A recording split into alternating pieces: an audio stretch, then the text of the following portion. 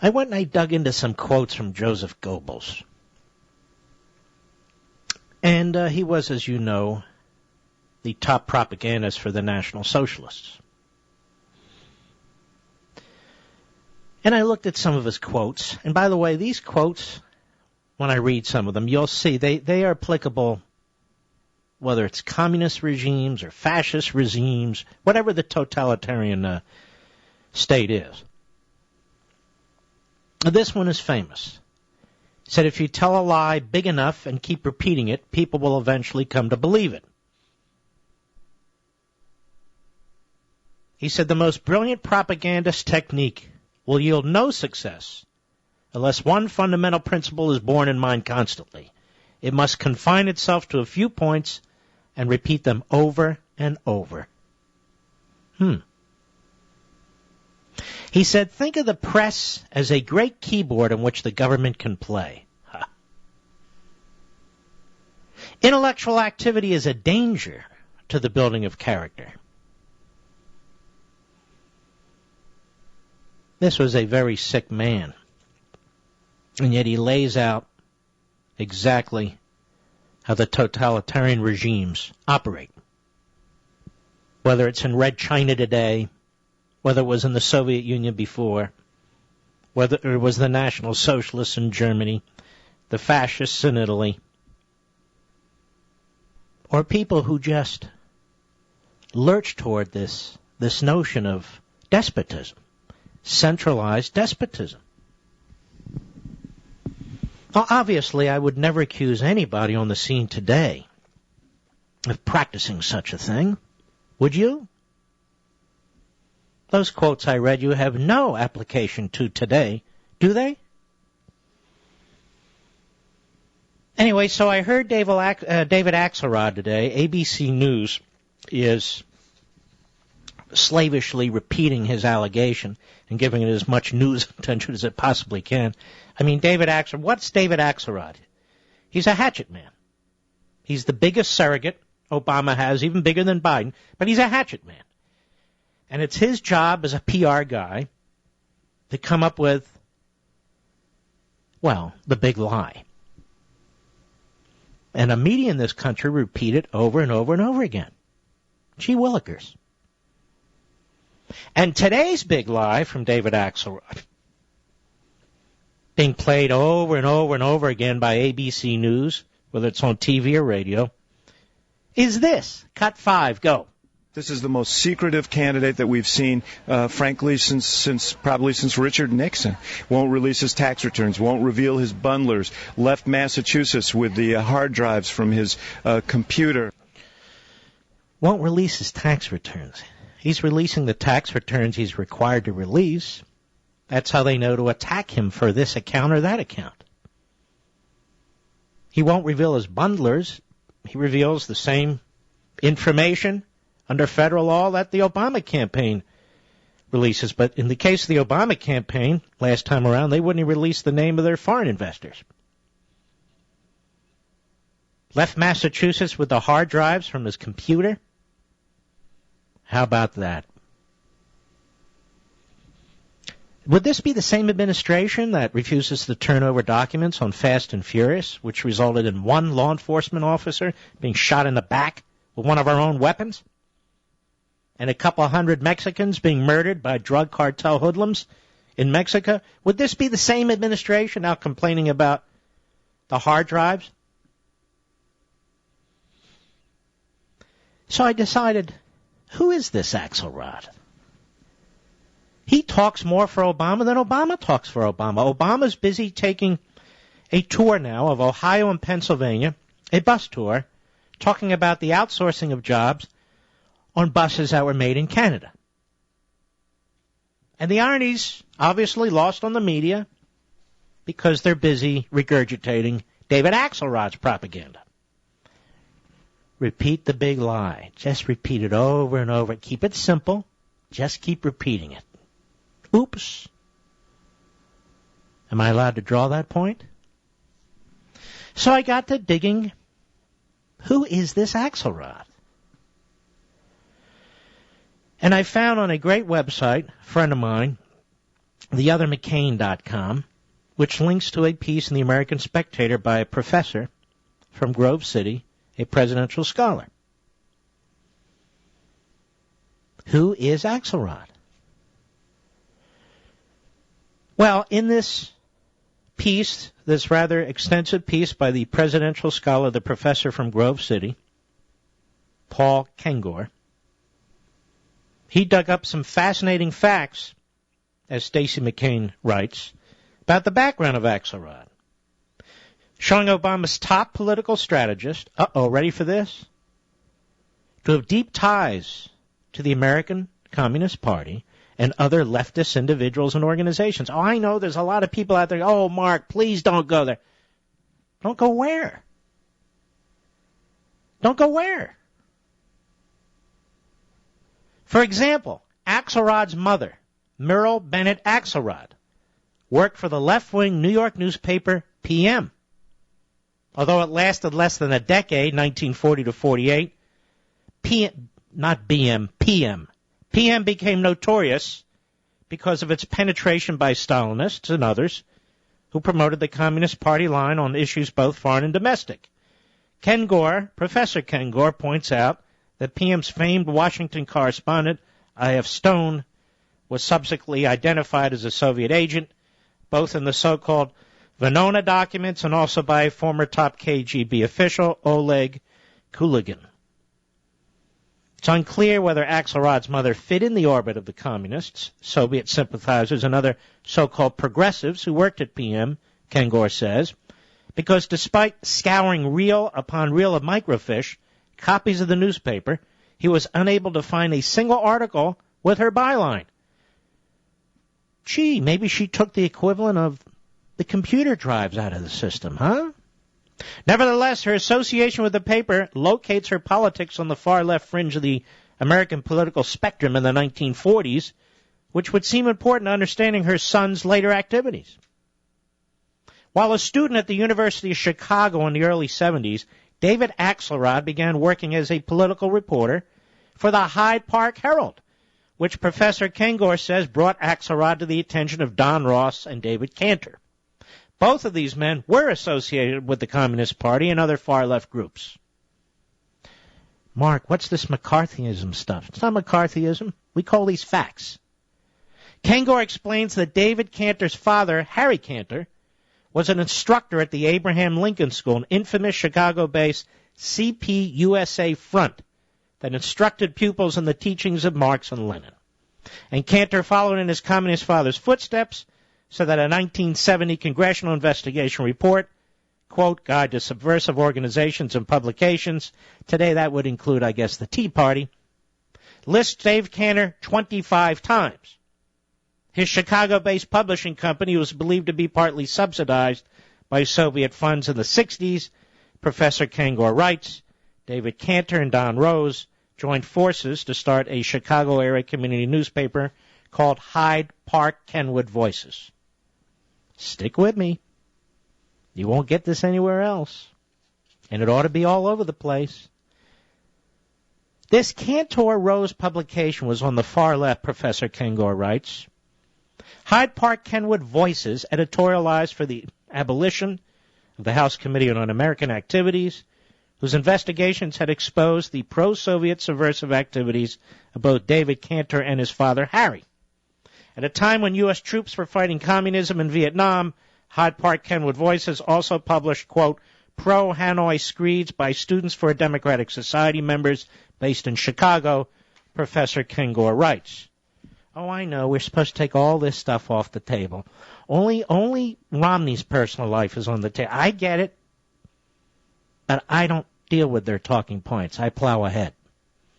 Don Ross was associated with the SDS, the left-wing campus organization, from which Bill Ayers' terrorist splinter group, Weather Underground, spun off in 1969. See the nice little circle that's formed with these people? And was also a member of the National Mobilization Committee to end the war in Vietnam, commonly known by the slang term the MOB. Rose and Cantor played a critical role as mentors to young David Axelrod, Kengor explains, citing numerous sources, including David Cantor's son, Mark Cantor, for the fact that it was a letter of recommendation from Don Ross that helped Axelrod land a job as a reporter for the Chicago Tribune. By 1987, all three of these men, Don Rose, David Cantor, and David Axelrod, who had left journalism to become a paid political advisor, were part of the campaign to re-elect Harold Washington as Chicago's mayor.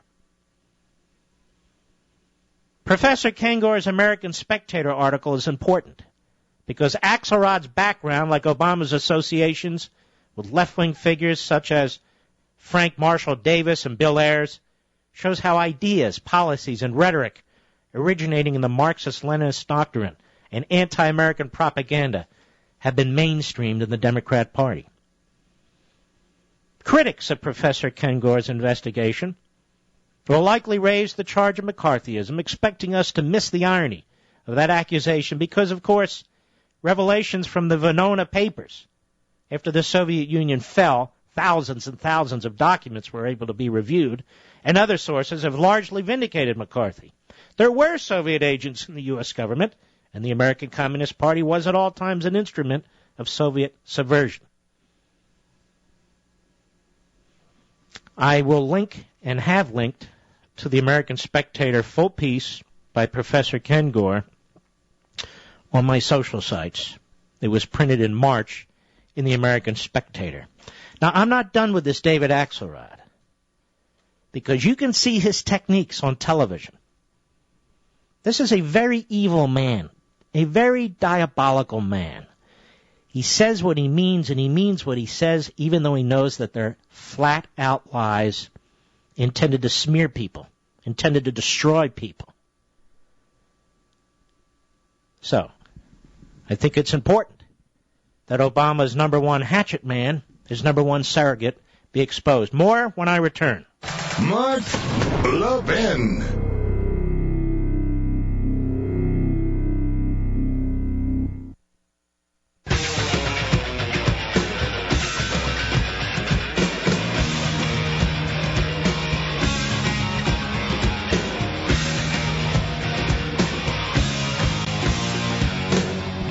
Folks, you have to understand the nature of these folks. Many of you refuse to think back to these times. Many of you are shocked. Never heard of it before. Axelrod is a hard radical leftist like Van Jones, and that's why Obama likes him. At the center of this wheel is Obama. Bill Ayers and Bernadette Dorn. Weather Underground. What was the Weather Underground? The Weather Underground was a communist terrorist organization. They used violence. They blew up buildings. They killed people.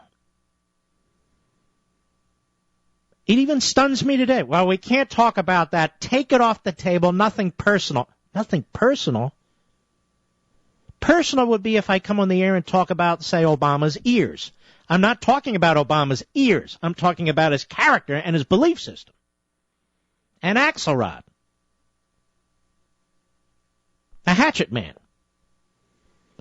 But keep all this in mind. Axelrod, Ayers, Dorn.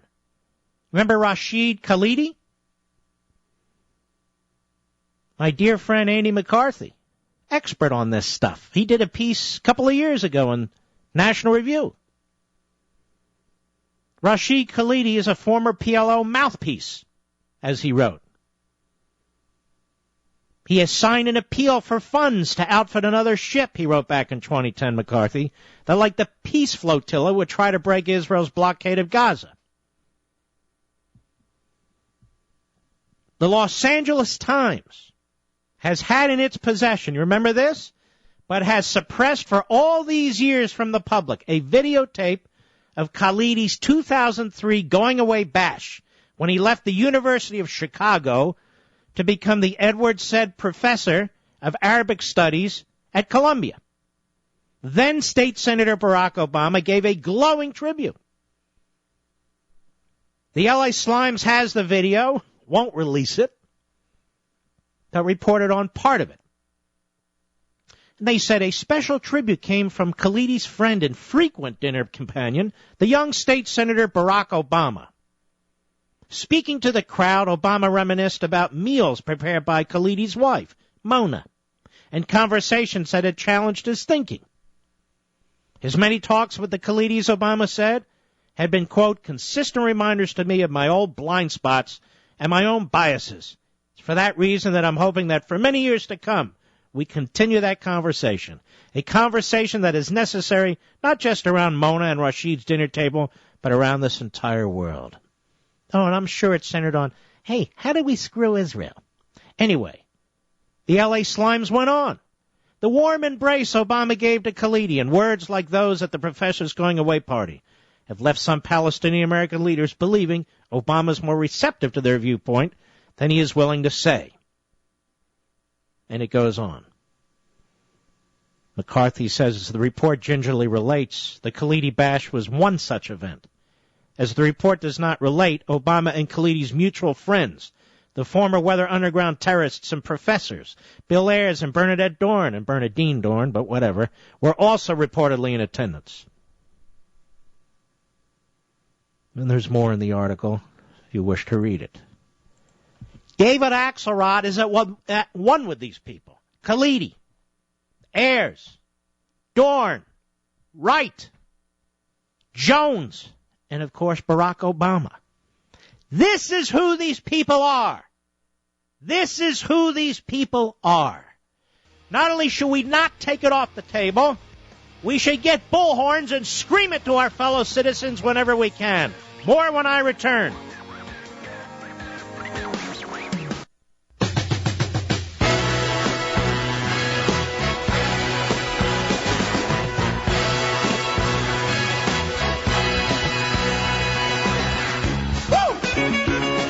Ever notice how you come across somebody once in a while that you shouldn't have messed with? That's Mark. And you can call him at 877-381-3811. So I am exposing the Manchurian hatchet man, henceforth David the Red Axelrod.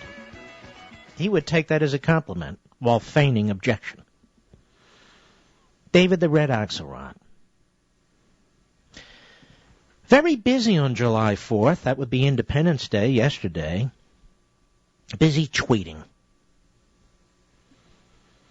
Astonishing story he tweeted about Mitt's Bermuda tax shelter and his efforts to keep it secret, apparently skirting Massachusetts law. Here's another Axelrod tweet. A Swiss bank's account, a dozen funds in the Cayman Islands, and now a Bermuda tax shelter he failed to report. Here's another Axelrod tweet. How many of these revelations will it take for the media to demand a full accounting of Mitt's tax returns and finances? All on Independence Day. Another one. Or will his campaign continue to stonewall and keep him secure with the MPP and the Mittens Protection Program?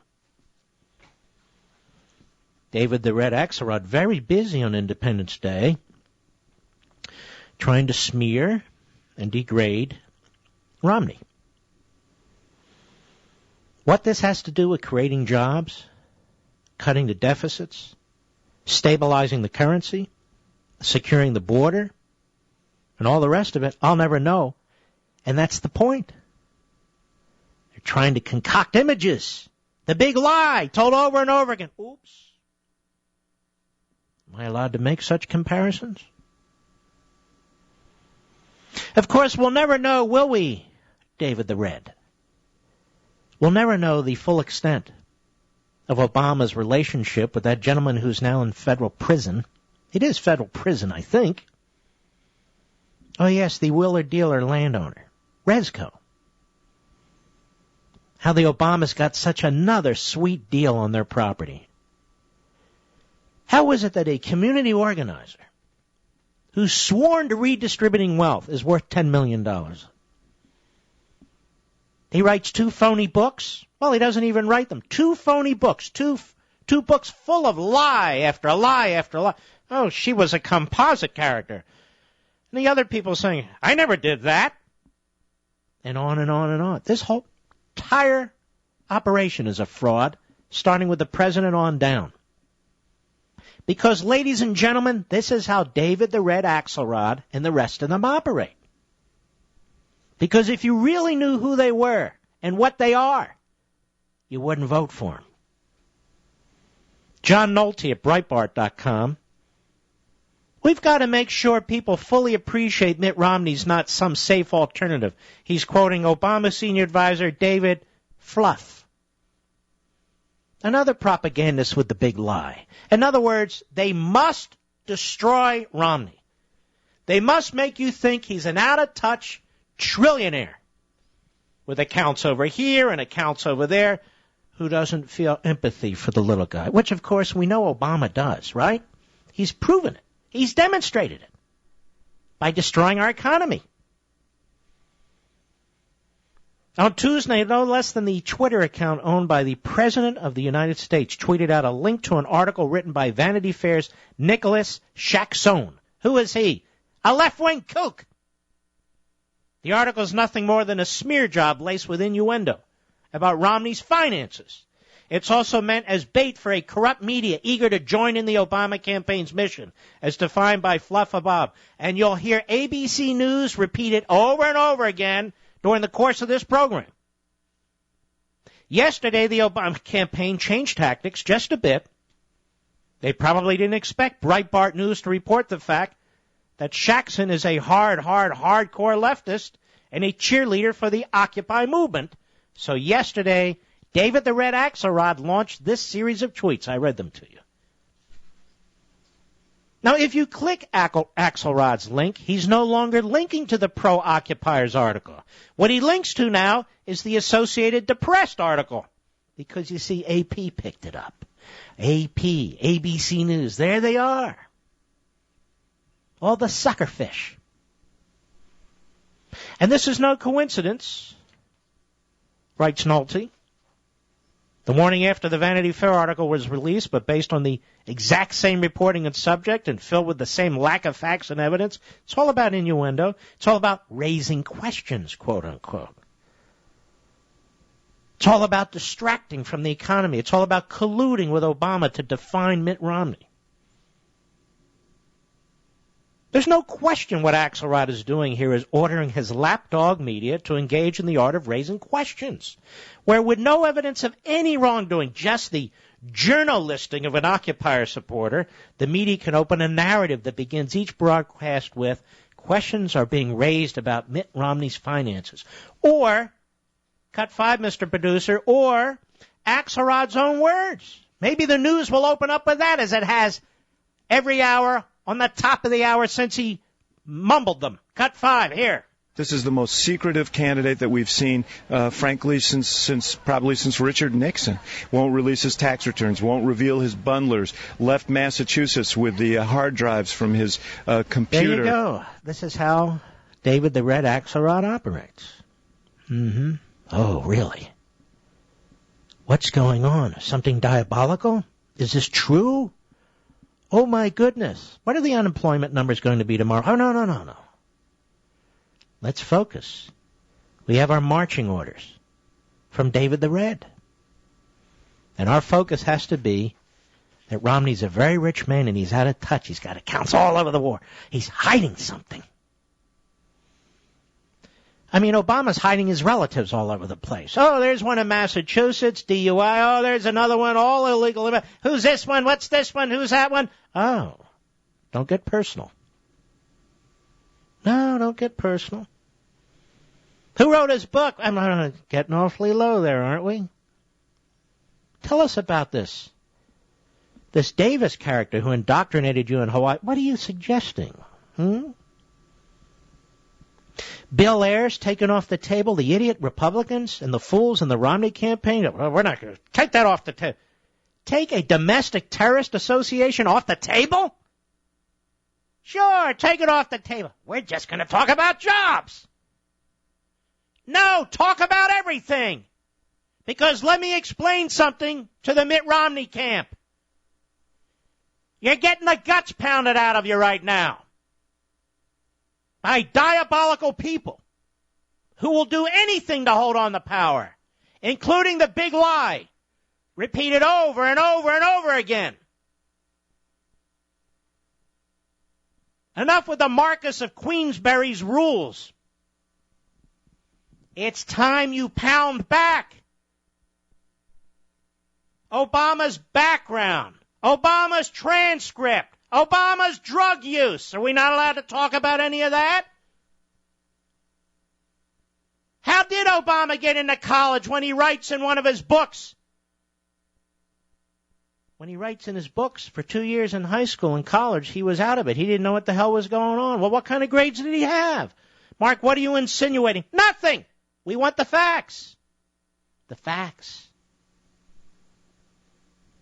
And what about Khalidi? What exactly did he say, Los Angeles Slimes?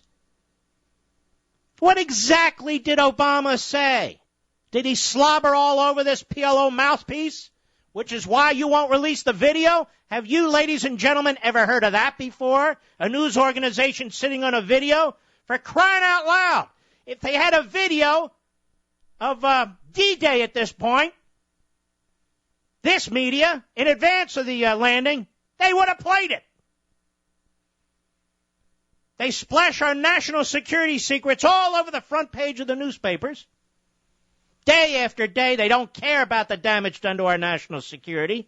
They don't care about the threat to our armed forces and our intelligence services. But Obama, we have this video, you see, where he's praising this PLO mouthpiece, this professor now at Columbia, and we can't seem to see it. And then we have Axelrod, David the Red Axelrod, in this little circle with Ayers and Wright and Dorn and the rest of them, comparing Mitt Romney to Nixon? Really? So what is Axelrod, the Spiro Agnew of the campaign now? Nixon. You know what the worst comparison would be, Mr. Producer? Comparing anybody to Obama. Obama is the most lawless president in my lifetime. Obama is the most destructive president in my lifetime. And look at the slime balls he surrounds himself with. Look at them. Listen to them. See who they are. These aren't people who love this country.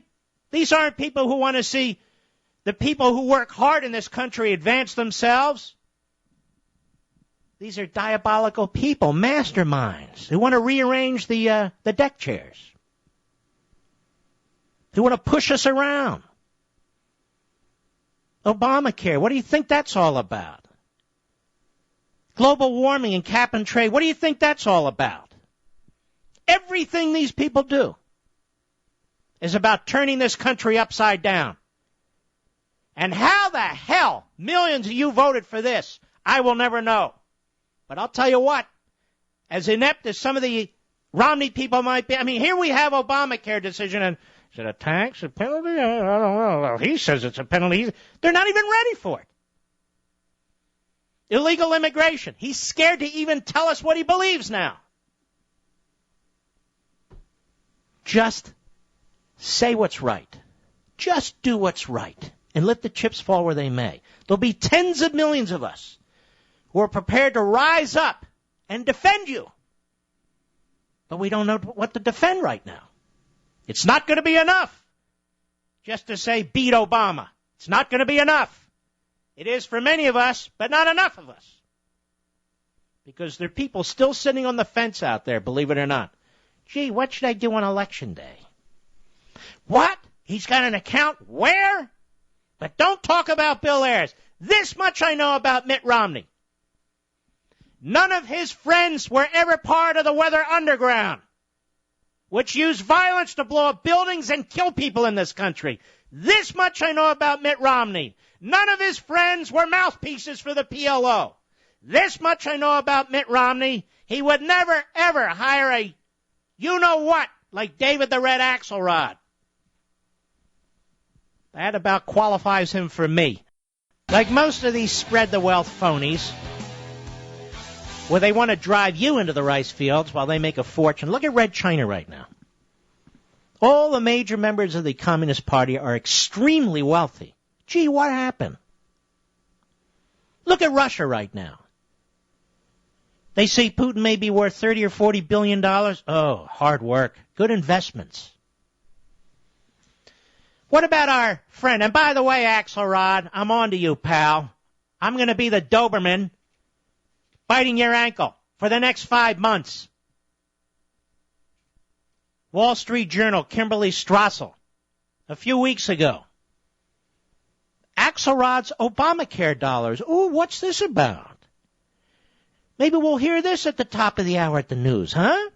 Email suggests the White House pushed business to the presidential advisor's former firm to sell the health care law. Oh, my goodness. Don't people go to prison for that?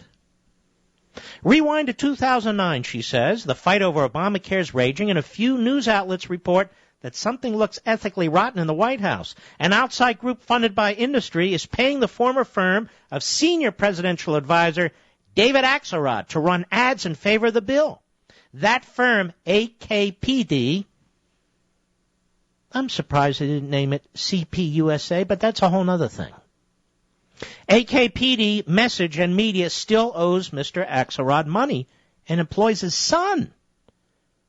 The story quickly died, but emails recently released by the House Energy and Commerce Committee ought to resurrect it. You heard about this? The emails suggest the White House was intimately involved both in creating this lobby and hiring Mr. Axelrod's firm, which is as big an ethical no-no as it gets. Hey, but we're in lawless America, Ameritopia right now.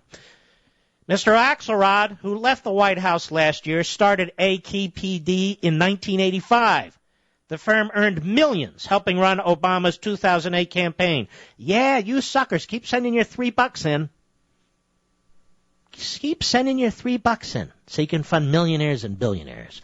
Axelrod moved to the White House in 2009 and agreed to have AKPD buy him out for a mere $2 million. But AKPD chose to pay Axelrod in annual installments, even as he worked in the West Wing. This agreement somehow passed muster, so you're supposed to cut your ties. And he didn't, is the point she's making. But somehow it passed muster with the Office of Government Ethics. Well, I can tell you how. It's the word government, Office of Government Ethics. There are none. Though the situation at the very least should have walled off AKPD from working on White House priorities. But it didn't.